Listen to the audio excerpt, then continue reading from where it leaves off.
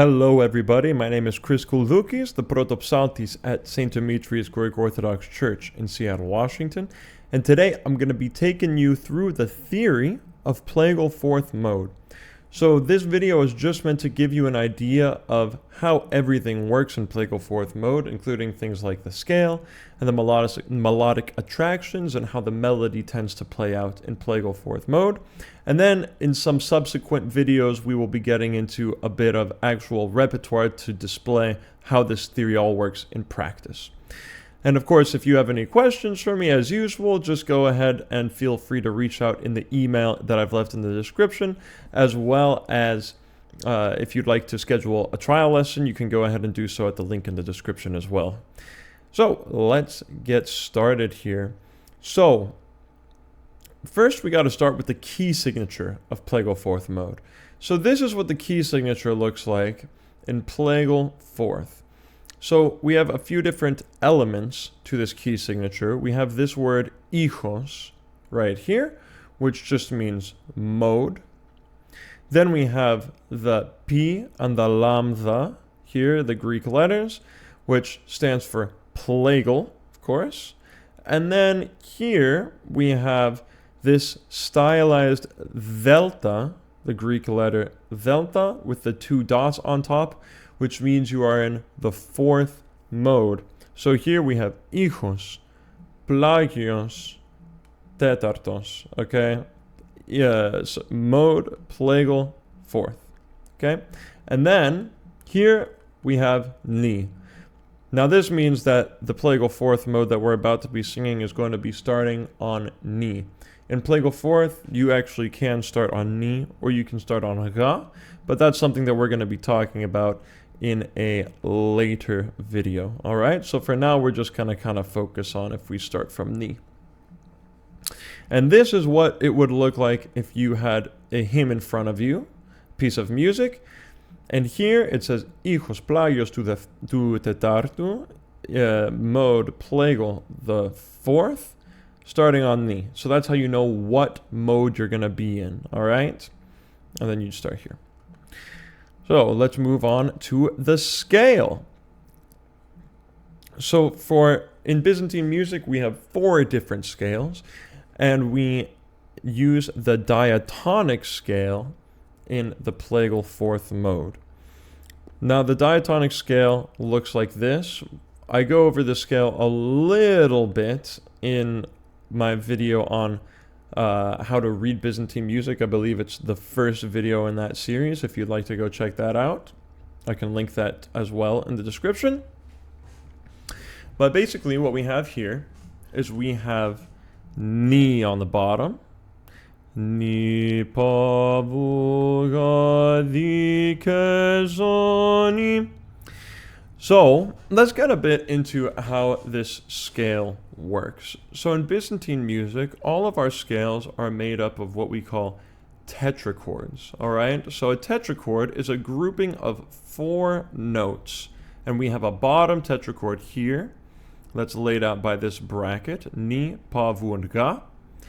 And then we have our second tetrachord up here, which we call the upper tetrachord, vi, ke, zo, and ni. And then here we have the dividing tone, or as it's called in Greek, the diazeptikos tonos, from ga to vi, and that breaks up those 2 tetrachords in half. Now you might be wondering, what are these numbers that we have in between every note, every paralagi syllable that we have in this scale? Well, these are called moria. All right, and a moria is a unit of measurement that tells you how much space is in between 2 different notes, 2 different pitches. So it's basically a unit of measurement. So between ni and pa in this scale, ni, pa, we have 12 moria. And as you see, as I've written here, 12 moria is equal to a Western whole step. So if you play from a C to a D on the piano, that's going to be 12 moria right there. And then from pa to vu, we have 10 moria. Now, 10 moria is actually in between a Western whole step and a half step. It's going to be exactly in between those, not exactly, sorry. It's going to be a little bit lower than a whole step. So as you can see, I've written here 6 moria as a half step, 12 is a whole step. So if we have 10, it's just going to be slightly lower than a whole step, which means if we're comparing this to the major scale in Western music, this vu, the third, is going to be a little bit lower than it would be if you played it on a piano. So we've got ni, pa, vu, and then we go up to ga. From vu to ga is 8 moria. So you see that's a little bigger than a half step. So it actually makes up for the moria that we left out from pa to vu. And so then that makes from ni to ga a perfect fourth, right? So ni, pa, vu, ga. And then ga to the dividing tone is 12 moria, and you're going to find that that's consistent between all of our different scales. And then we repeat those intervals that we had in the lower tetrachord, 12, 10, and 8, in the upper tetrachord. So these tetrachords are actually just repeating each other, one after the other, right? So you got ni, pa, vu, ga, di, ke, zo, ni. And of course that means that the zo is going to be slightly lower than the 7th would be if we were in a Western major scale, right? So it's repeating what we have down here for this vu. So that's a little bit about the scale and how that scale works. Let's talk a little bit about what we call the dominant tones of Plagal fourth mode. So what are dominant tones? Dominant tones are strong structural notes in each mode that are used as cadence points in the melody. So let's say we were singing a phrase in Plagal fourth, and we started ni, pa, vu, ga, vu, pa, ni, ni, and I end there on that ni. That ni is a dominant tone, and it's the base of the scale, and it's a note that a lot of that all the final cadences in the mode are going to end on, all right? So it really is dominant in that mode because it is the base of the mode. It's used as the base for the ison a lot of the time, and it also is the final resting note on any hymn that you're going to sing off of ni in Plagal fourth. So it's the other dominant tones other than ni and Plagal fourth. They dominate the melody are vu and the. And also I just want to mention real quick before I move any further, a lot of this information that I'm using is going to be based off of what you're going to find in John Boyer's Byzantine Chant, the Received Tradition book. So if you'd like to read a little bit more in depth about the information that I'm giving you here, you can go ahead and order that book. It is very, very detailed. So if you want to get deep and get real nerdy, you can get into that. I'll put a link to the book in the description of this video.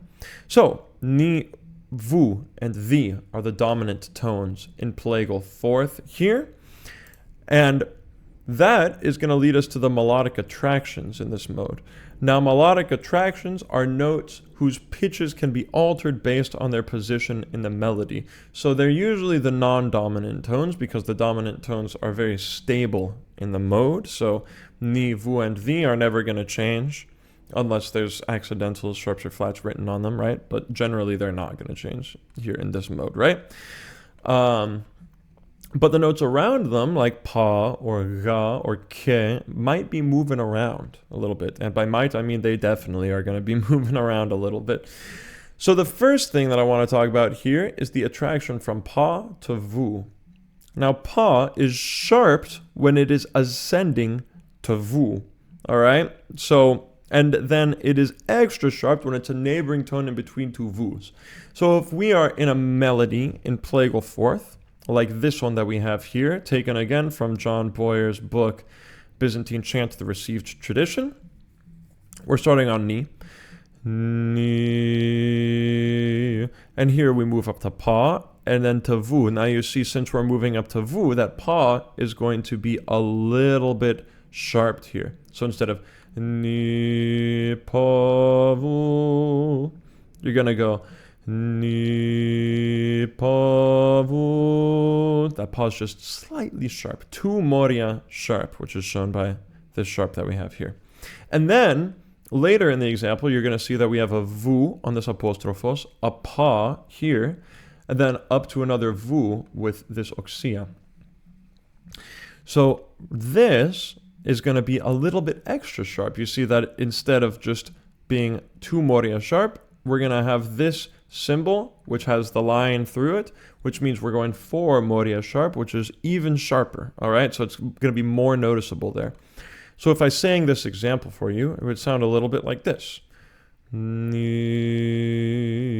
1, 2, ready. Ni, pa, vu, ga, vu. Vu, ga, vu, pa, vu, vu.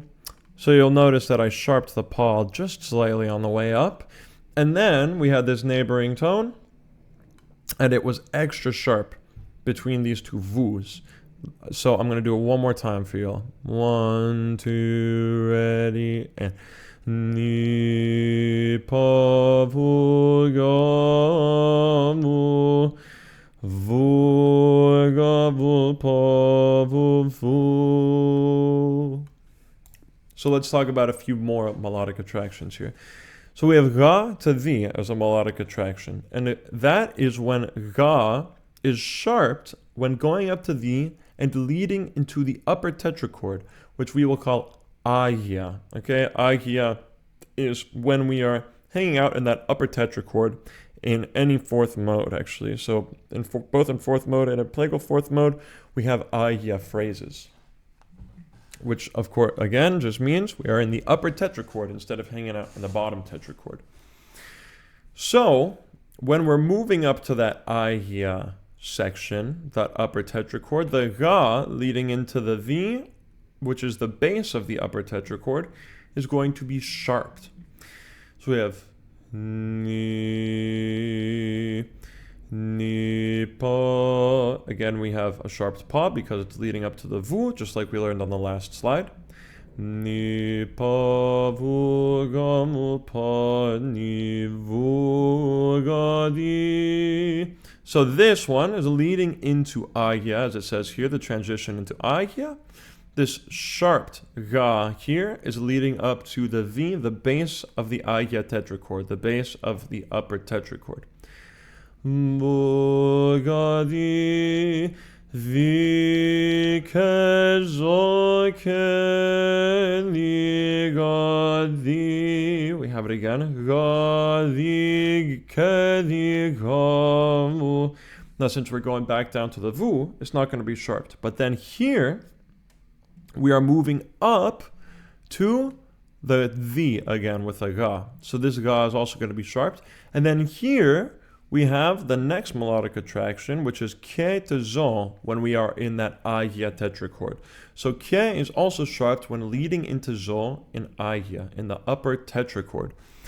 So if I was going to sing from here, ke, di, ga, mu, ga, di, ke, zo, ni, ni, zo, ke, di, ga, mu, ga, di. And this last ga is sharped, right?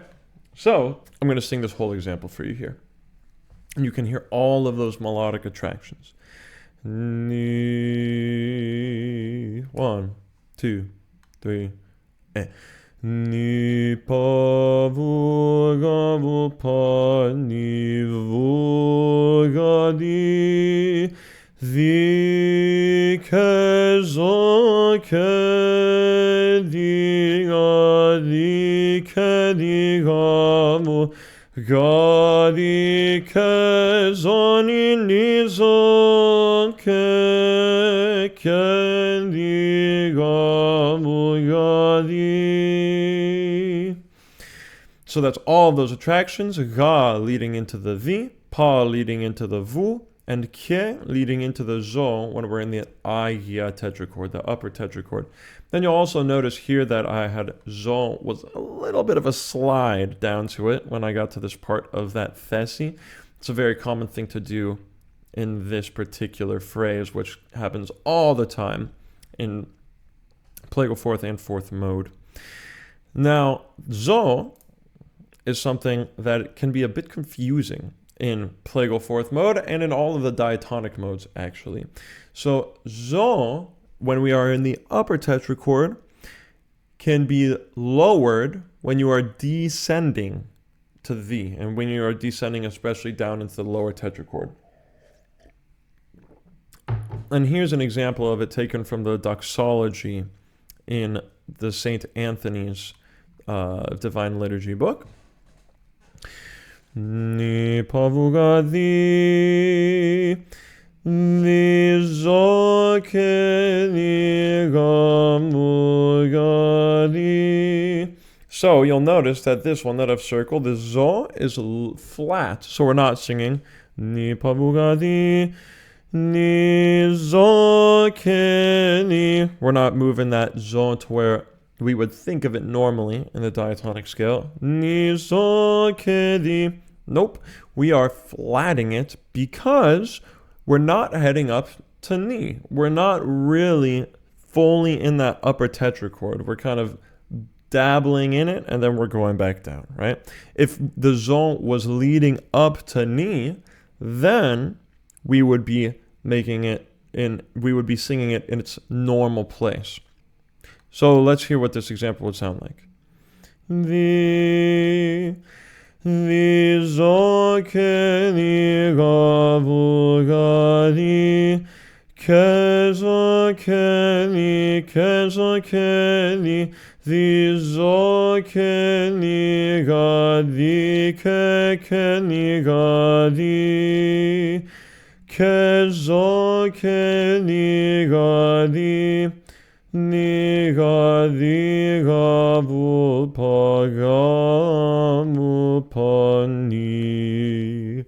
Now, that all of those zos that we had there were flat, right? Because they were heading back down. You just hit them, and then you go down. So they're all flat. But if we hit a zo and we are moving up from that zo, then we actually put it in its regular place. So actually, if we look here in the previous example, again from John Boyer's book, we're going to see an example of that. So, ni pavugadi, if I'm starting from the second line on ke, ke ni gamu gadi, ke zoni ni zo ke. And then here, I'm heading back down, ke ni gamu gadi, which leads to that slide down into the flat zo, right? But here, we're moving up to ni. Ni ke zoni. So the zo is going to be in its natural place. It's a little bit confusing at the beginning. A lot of students that I've taught are like, they can't quite get it at the beginning. But once you start getting into the repertoire, you're going to start seeing this all the time. And the more you do it, the more it's going to become second nature. So just watch out for the next video where we start actually talking about Plagal fourth repertoire. So one last thing here for Plagal fourth theory is the ison. So again, the ison is notated by these letters that we have on top of the melos here, on top of these characters. And the ison in Plagal fourth is most often going to be ni or the, depending on the trajectory of the melos. So if we're in that lower tetrachord, ni, pavuga, and then up to the, we're going to usually be on the lower ni. But then, if the melody transitions into the upper tetrachord, the agia tetrachord, remember that's what it's called, the ison is going to move up to the. So, if we look at this, once again from the doxology of St. Anthony's, on the St. Anthony's website, ni pa ni zo ke ni ga bu ga ga di. So you see here, we start on that zo, the flat zo, we move down to vu, so we're kind of in this lower tetrachord still, and the ison is ni. So here we would just be holding ni all the way through this. And then here we're going to transition to the. So let's hear this first part of the melos real quick so you can hear what it would sound like, and just you can think that this is all going to be ni because we're not really set in that upper tetrachord here. Ni zo ke ni ga mu ga ga di ni ga di ke zo ni zo ke ni ga di ke zo ke ni. So here we did have a little bit of zo ni zo ke ni. That zo was leading up to the ni, so it was in its natural place. But it wasn't enough of a thesi, right? Enough of a big phrase for us to justify switching the ison to a the here, because then we just go back down to vu, right? But then here, you'll see in between these two martirias, we really are focused on that upper tetrachord. So we've got this ison switching to the. Ni pavuga the. So we've got ga here, and the ga is leading into that upper tetrachord, into the aya tetrachord. So what are we going to do with it? Even though it's not written here, we're going to sharp that ga. Ni pavuga the. Ga di ke zo ni zo ke di. So you can tell here that we are just hanging out from between the and the upper ni. So we're in the upper tetrachord. So this the needs to be the ison here. And once again, I'll sing it for you. And here you'll notice that those melodic attractions play into this, right? So like I said, the ga. Ga di ke. The ke is sharped because it's leading up to zo. And then we're going up to ni. So that zo is going to be in its natural place. 10 moria above the ke. Ni pavuga di. Ga di ke zo ni zo ke di. Sorry, got an alarm there for my laundry. And then we are moving downwards from that upper ni, and we are flatting that zo then on the way down to the, okay? And then it moves back to ni, the ison does, because we're moving back to that lower tetrachord. The zo ke ni ga vu pa vu ni. That pa is sharped because it is a neighboring tone. It's just a little passing tone between the two vus, right? All right, so I know there's a lot of information there for the theory of plagal fourth, but now if you really get that under your belt, you'll have a great base so that for our next video and our next lesson, you can start to sing the plagal fourth melodies with all of this in mind and put it all into practice. So next video, we'll start looking at some of the music from Vespers, and until then, I hope you have a wonderful day, and I'll see you in the next video.